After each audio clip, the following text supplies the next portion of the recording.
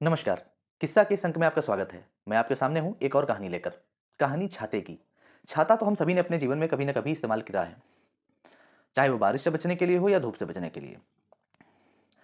एक समय था जब छाता बहुत ही सम्मान और उच्च पद का प्रतीक होता था।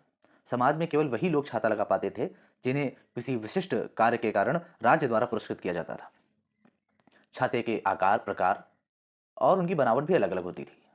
चीन और दक्षिण भारत में जहाँ नारियल और बाँस के बने छाते देखे जा सकते थे, वहीं पर राजा, महाराजा और धनाढ्य लोगों के पास रत्न जड़ित छत्र भी देखने को मिलते थे। परंतु प्रश्न यह है कि छाते का प्रयोग सबसे पहले किस लिए किया गया? धूप से बचने के लिए या बारिश से बचने के लिए? इस संदर्भ में एक किस्सा आपके साथ बांटना चाहता हूँ। कहानी है ऋषि जमदग्नि की। ऋषि जमदग्नि जो भगवान परशुराम के पिता हैं। ऋषि जमदग्नि धनुर्विद्या के बहुत कुशल जानकार थे। वे एक दिन धनुर्विद्या का अभ्यास कर रहे थे और वे अपने धनुष पर बाण चढ़ाकर लक्ष्य को वेधते, और इससे पहले कि बाण लक्ष्य को वेध कर पृथ्वी पर गिरता, उनकी पत्नी माता रेणुका उस बाण को दौड़कर पकड़ लेती और ऋषि जमदग्नि के पास ले जाती। ऐसा बहुत बार चलता रहा। एक बार ऋषि जमदग्नि ने कुछ दूर का लक्ष्य देखकर अपना बाण चलाया। माता रेणुका गईं, परंतु उस दिन लौट कर नहीं आई। ऋषि को बड़ी चिंता हुई कि मेरी पत्नी आज बाण को लेकर क्यों नहीं आ पाई। ऋषि पत्नी अगले दिन आई। जमदग्नि ने पूछा, रेणुका, इतना विलंब? प्रतिदिन तो तुम जल्दी आ जाती थी, आज इतना विलंब होने का क्या कारण है? रेणुका ने अपने रुंधे कंठ से उत्तर दिया, स्वामी, मैं तो प्रतिदिन की तरह ही समय पर आ जाती, परंतु आज का दिन कुछ ज्यादा ही गर्म था। आज सूर्यदेव ना जाने क्यों इतना ताप पृथ्वी पर बरसा रहे थे।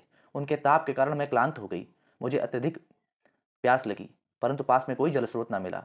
ताप के कारण विकल होकर मैं गिर पड़ी। मैं मूर्छित हो गई। रात्रि होने पर जब तापमान शांत हुआ, जब चंद्रमा की शीतल किरणों ने मेरा स्पर्श किया, तब कहीं जाकर मुझे होश आया और अपना चेत संभालने के पश्चात मैं आपके सामने उपस्थित हूँ। स्वामिन, इसमें मेरा कोई दोष नहीं है। रेणुका की ऐसी बातें सुनकर जमदग्नि को क्रोध आ गया और उन्होंने अपने तपोबल से सिंचित एक बाण धनुष पर चढ़ाया और सूर्य की तरफ लक्ष्य करके कहा कि यदि सूर्य के ताप के कारण मेरी पत्नी की ऐसी स्थिति हुई है तो मैं सूर्य को ही नष्ट कर दूंगा। आज के बाद सूर्य कभी भी अपना ताप पृथ्वी पर नहीं फेंक पाएगा। ऋषि जमदग्नि के लक्ष्य पर आते ही सूर्य भयभीत हो गए। तुरंत ही हाथ जोड़कर विनीत स्वर में ऋषि की प्रार्थना की और बोला, ऋषिवर, तापमान मेरी मर्यादा है। यदि मैं पृथ्वी पर उचित तापमान नहीं बनाऊंगा तो वनस्पतियों और जीवधारियों का यह क्रम बाधित हो जाएगा। जीवन के संचालन के लिए मेरा एक निश्चित मात्रा में तापमान को बनाए रखना मेरा धर्म है। ऋषिवर, मैंने यह जानबूझकर नहीं किया, यह तो मेरे स्वतः प्रवृत्ति के कारण आपकी पत्नी को कष्ट हुआ।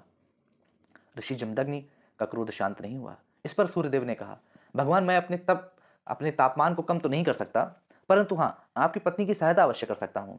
और ऐसा कहकर सूर्यदेव ने एक दिव्य छत्र ऋषि जमदग्नि को दिया और कहा कि यदि इस छत्र को माता रेणुका धारण करेंगी तो उन्हें कभी भी मेरे तापमान से विकल होना नहीं पड़ेगा।